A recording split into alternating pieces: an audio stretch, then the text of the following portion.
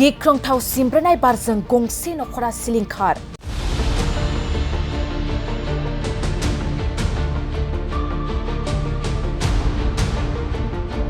थांनाय मोनानि गिख्रंथाव सिमब्रेनाय बारा सिलिंखार खालामलांबाय उदालगुरि जिल्लानि मोनसे नखरखौ।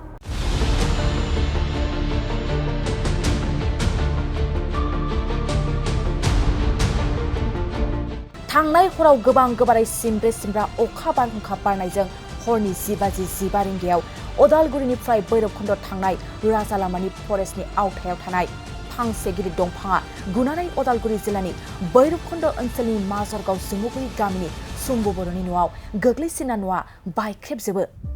बे अखा बारहुंखा बोथोरनि समाव बे बायख्रेबनाय न'खौ बोरै बानायफिनगोन, सोर अनसायगोन आरो सरकारनिफ्राय बोरै मदद मोनगोन, बेनिनो गोबां जिंगायाव दं दंफां बायसिनजानानै सिलिंखार जानाय गंसे दुखुथिया नखरा। बेराफारसेथिं रंजालि बैसागु बोथोरा खाथियाव सफैबाय, नाथाय दिनै रंजानाय बोथोरखौ दुखुथिया नखरा बोरै बारहोगोन बेनिबो गोबां जिंगा जानानै दं। बेनिखायनो बायनाय नखरखौ बानायफिननो थाखाय सरकारनिफ्राय राहा एबा मदद मोननो थाखाय खावलायहरदों गंसे दुखुथिया नखरा। बेराफारसेथिं नाथाय साननो गोनां बाथ्राया बेसोदि दिनै बे गंसेल' नखरा सिलिंखार जादों, बेल' नङा, गाबोन समफोर बेफोरबायदि जाथाया जाबावनो हागौ। बेनि गोबां खाबु दं। मानोना उदालगुरिनिफ्राय भैरबखुन्द थांलाय फैलाय राजा लामानि सेरसेरनि दंफांफ्रा गोबां गोरान। बेनिखायनो बेफोर दंफांफ्रा बायसिननानै सोरनिबा नखराव खैफोद फैनो हागौ। बायजोब्बाय, जेने तेने पाक्कानि वाल बानायना लादोंमोन, पाक्कानि वालाबो बायबाय, थिङाबो बायबाय। दा जोंहा बनायनोबो हागौआ, मा खालामगोन? जेने तेने सरकारा अननानै एसे थाब खालामना होयो बा नायहरो आंनि न'खौ। फरेस्टारफ्रा खबर लाफैदोंमोन नामा? फरेस्टारफोरालाय खबर लादों। दानि बे दंफांखौ फरेस्टानो दानफैबाय? औ, फरेस्टानो दानफैबाय। एसां बाटाम तक्ता नस्थ' जाजोब्बाय, थिं सिं गब्लंजोब्बाय। आं माजों बानायगोन? बैसागो खाथि इथिं जोंहा लाहार फाहार दङ, रंजागोन। आरो बिथांमोना बेखौ दा बनायनायाव माबाफोर सहाय खालामगोन नामा? सहायथ' जों एप्लिकेसनखौ नोंसोर हैबानो जों हरगोन गुदियाव, बिदि होननानै बुंदों आरो। मा जागोन बेखौ फोरमायनो? मा जागोन माने मोना जों बेखौ मिथिला, उनावसो होनना बुंलांबाय आरो। खाल मानसिबो जानो हागौ, जायाबो जानो हागौसो होननानै बुंना थांबाय। दायो सरकारफोरखौ बनायजानो खावलायो? औ, दा सरकारफोरखौ आंनि न'खौ नायहरदो आरो, बनायनानै जेसे हागौ एसे थाबनो एसे आं लुगैयो आरो। जायगाया बेयो जामुगुरि, माबा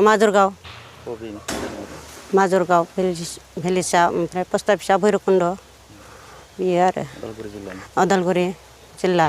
नायनांगौ आरो फाहामनायनि थाखाय एसे नायहरदो। आरो जोंहा दा थाग्रा न'आबो दा मायाव थागोन मायाव मागोन जादो। मोनसे गोजोनथाव फोसावथाय। बैसागु फोरबोनि रंजाथाइ समावनो फरायसा आरो फरायसुलिफोरनि थाखाय बावखुंग्रि फोरबोआ लानानै फैदों मोनसे बादायलायनाय।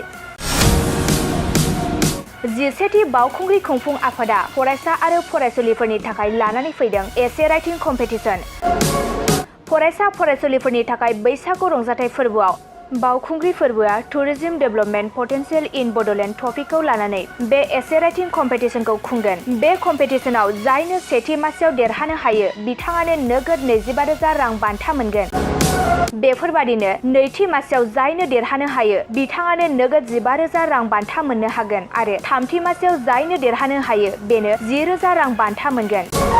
बावखुंग्रि फोरबो खुंफुं आफादा बादायगिरि फरायसा फरायसुलिफोरनि थाखाय माखासे नेमखान्थिफोरबो होखादों। बेफोर नेमखान्थिफोरनि गेजेराव दं सासे फरायसा बादायारिया 18 बोसोर बैसोनि गोजौआव कलेज एबा इउनिभार्सिटि फरायनाय जानांगोन आरो बे फरायसा बादायारिया बिटिआर ओनसोलनि जाथारनांगोन आरो बादायारिया बैसोनि फोरमान बिलाइ जेरै 10 थाखोआव फरायनाय एडमिट कार्ड एबा आधार कार्डखौ जमा होथारनांगोन। फरायसा बादायारिया गावनि जानबुं नाम्बारखौबो होफानांगोन आरो बे एसे राइटिं कम्पिटिशनाव इंराजि एबा बर' रावजों 800निफ्राय 1000 सोदोब लिरनांगोन। फरायसा आरो फरायसुलि बादायारिफोरनो बेखौबो मिथिहोनाय जायदि फोरमान बिलाइ जमा होनाया फैगौ 10 एप्रिलाव जोबथा जागोन आरो बे एसे राइटिं कम्पिटिशननि फिथाइखौ फैगौ 12 एप्रिलाव फोसावगोन। गोबां बाथ्रा मिथिनो थाखाय 9678278934 9395532495 जानबुं नाम्बारनि गेजेरजों खौरां लाहरनो हागोन।